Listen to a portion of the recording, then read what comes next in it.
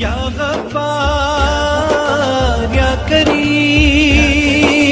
Ya Rahman, Ya Rahim, Ya Ghaffar, Ya Kareem, Ya Bari, Ya Mutakabbir. Bonjour à tous, on se retrouve aujourd'hui pour le 5e épisode de la série Ftour Ruisseau. Ça passe super vite, j'espère que votre ramadan ou votre mois de juin se passe bien. Pour les nouveaux, cette série consiste à partager plein de recettes pour le ramadan ou pour vos dîners. Donc n'hésitez pas à partager cette recette au maximum avec vos amis et à vous abonner pour ne rien rater. On va commencer maintenant avec une recette que j'aime trop, un plat que j'aime trop, c'est les fricassés tunisiens, c'est trop bon. Voilà, donc si vous allez en Tunisie, goûtez aux fricassés tunisiens, c'est magnifique. Ou essayez cette recette si vous ne pouvez pas, c'est parti! Alors dans 100 ml de lait tiède, on va ajouter un sachet de levure boulangère. On va bien mélanger jusqu'à que la levure se dissout.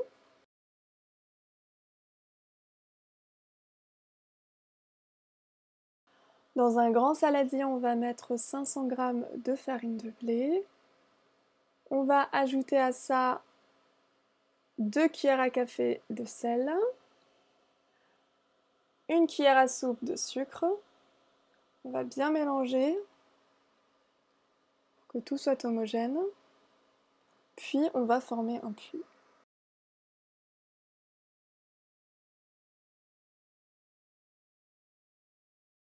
Dans le puits, on va ajouter notre mélange de lait et de levure boulangère. Ensuite, on va mettre 4 cuillères à soupe d'huile d'olive et on va mélanger à la main ou au robot comme d'habitude. Voilà, je vais ajouter un œuf entier et mélanger à nouveau.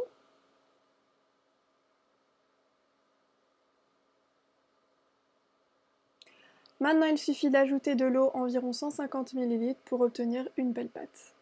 On pétrit la pâte à peu près 10 minutes. Je vais maintenant laisser reposer la pâte 1 heure. Elle a doublé de volume, elle est bien moelleuse. On va maintenant former un boudin.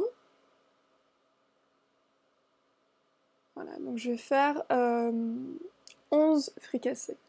Je coupe le boudin en 11 parts. Voilà. J'aplatis légèrement chaque part en formant un beau fricassé. Je vais fariner un plat et mettre les fricassés. On va donc les laisser reposer à peu près 30 minutes. Les fricassés sont prêts à être cuits, donc ils ont un peu gonflé.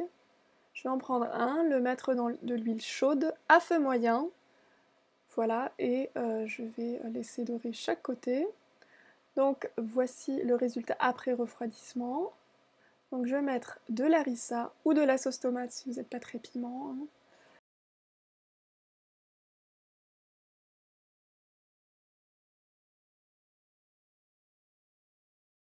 Je mets ensuite des œufs bien cuits que j'ai coupés grossièrement, des olives vertes ou noires, du thon,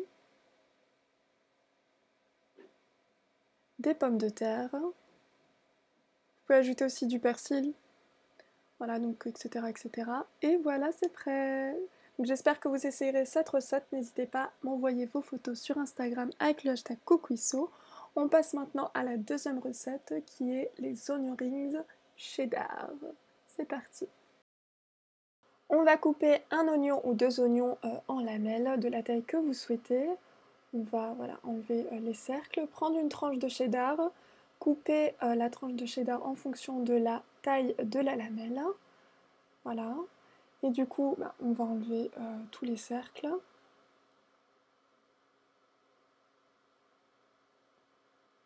Voilà.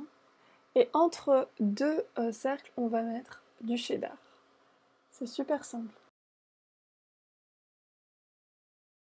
Il suffit maintenant de mettre tous les oignons rings, les oignons cheddar rings, au congélateur pendant 1 heure et on pourra ensuite passer à l'étape suivante. Donc on va tout d'abord le mettre dans l'œuf battu. Voilà. Ensuite, on va le mettre dans la farine qui a été mélangée avec des épices mexicaines, une cuillère à soupe. Voilà. On le remet à nouveau dans l'œuf et la chapelure. On peut maintenant passer à la cuisson dans de l'huile bien chaude. Et voilà le résultat. Je meurs. Je ne sais pas chez vous ce que vous en pensez, mais moi ça me donne trop faim. Donc n'hésitez pas à essayer cette recette et à m'envoyer vos photos sur Instagram avec le hashtag Cocuisso et Ftoruisso. Je vous laisse aller voir les derniers épisodes, donc il y en a 4. Il suffit juste de cliquer sur les photos. Je vous dis un très bon appétit, sahaf turkum, et à très très vite pour une nouvelle vidéo. Bye bye!